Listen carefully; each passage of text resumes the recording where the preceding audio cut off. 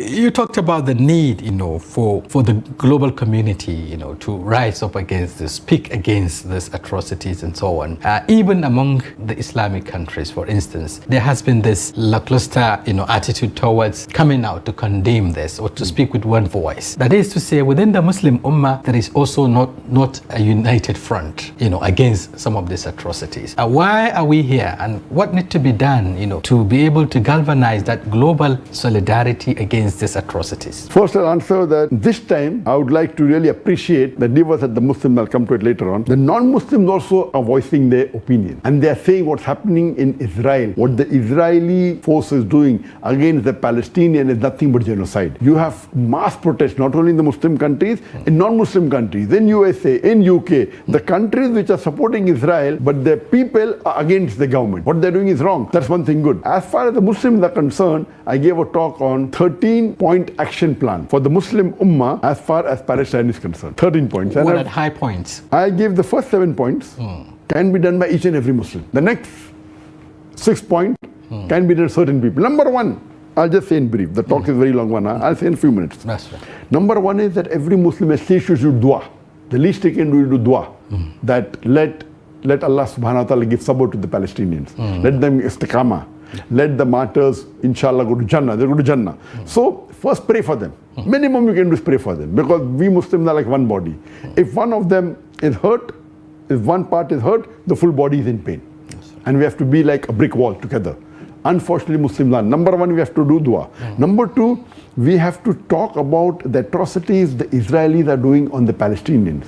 Whether on your Facebook, whether on your social media, whether on whatever way you can, you should. And everyone today in the world is a global village. You have an account. You may have 1,000 followers, 10,000 followers, 100,000, whatever it is, you have to do your job. So number 2 is spread this message. The atrocity is done by Israel on the Palestinians, how they are killing innocent people. They are targeting. Imagine it is against international war crime. International rules say in a war also you cannot target civilians. You cannot kill children. Same thing what Islam says in the Quran. What they're doing, they're targeting hospitals. And then they're putting a fake news that it was the Hamas missile which misfired. All lies. And the Hamas missiles are homemade, small thing, nothing compared to the Israeli which can destroy the full building, all weapons. This is the best. So, and then when they are saying go to see to Al Jazeera, they are all getting fabricated news. Then they say that Hamas killed 40 babies. All wrong. They are just, so we Muslims should let us spread this. This is number 2. I've got 13 points. Right. Number 3 is that see to it that we can make this popular amongst the people that we know, the VIPs we know. We should tell them personally, whoever you feel in your list is this, to see what they can do for the cause of Palestine. Number 4, you should make it on billboards or on your colleges, on your universities, this information. Number 5, you should take a protest. As many people as possible. Protest, protest could mean violent but peaceful or protest. Peaceful. Which is a peaceful protest. That's right. We cannot be like them. Just because they do some atrocities, it should be peaceful protests. Large numbers. That is number 5. Number 6, see to it that we can boycott the products. If we boycott starting to have products, the Israeli products, it will be an economical burden impact. For them. Number 7, we can give whatever charity we can for the cause of Palestine, whether for aid, for reconstructing the country, for rebuilding the hospital, for rebuilding the school, whatever you can. And Allah subhanahu wa ta'ala looks at the percentage of the donation, not about the amount. So I tell that if a person who earns $1,000 a month, and if he gives $100, it is better than a person who earns $1 million and donates, a person who earns $1 billion and donates $1 million. A person who earns $1 billion a month and donates $1 million, he is giving 0.1% of his earnings. And the poor man who's earning $1,000 and giving $100 is giving 10%. So the $100 will get him 100 times more blessings than the billion person who's earning $1 billion and giving $1 million. So Allah subhanahu wa ta'ala, Almighty God, looks at the percentage, not at the amount. So give charity. Then, and this 7 points any Muslim can do. He can donate at least 10 naira, 100 naira. He can. The remaining 6 points are for some people. Like you have a satellite channel, everyone doesn't have. So you can promote these things on your satellite channel, in the media. We can have a waqf. for the cause of Palestine. You should have a battery of lawyers to fight in the International Court of Law, so that they can file an international case against Israel.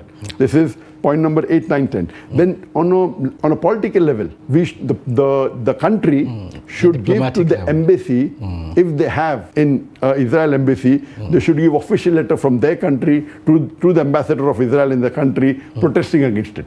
On a high level, they can be trade boycott, not boycotting goods, trade boycott. We will not allow any Israeli goods to come to our country. And if you go on a high level, that is the 13th point, is the Ummah should be united. Right. And the Ummah is not, if we are united like how we were previously in the Caliphate. Right. Therefore, when I went to Sokoto, I was happy. At least Sokoto has a Caliphate. Maybe only Sokoto.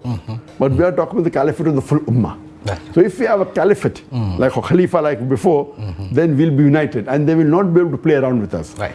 And if we have like how they have Interpol, International Police, we should have Islampol. Right. Islamic police. Right. How they have a NATO, NATO? North Atlantic Treaty Organization. I'm coming to politics. Right. Why don't we have a MECTO, Muslim Countries Treaty Organization?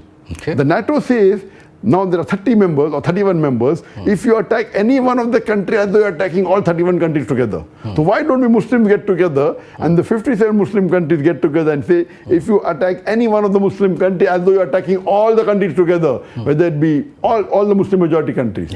If we can do that, that would be wonderful. Now, even though that appears very, very difficult, looking at the situation now, even with the global voices around, against the killings and atrocities in Palestine, you still find other when they can have NATO, Muslim countries. They can have NATO, and yet they're defending a country outside NATO like Ukraine. Ukraine is not part of NATO, correct? So when Russia attacked, they're defending. Why can't we have? Difficult because if we really think about the Akhirah and the message of Allah subhanahu wa ta'ala in the Quran and our beloved Prophet Muhammad sallallahu alaihi wasallam in the Hadith, it is very easy. The problem is that we care for our dunya more than for the Akhirah. Right.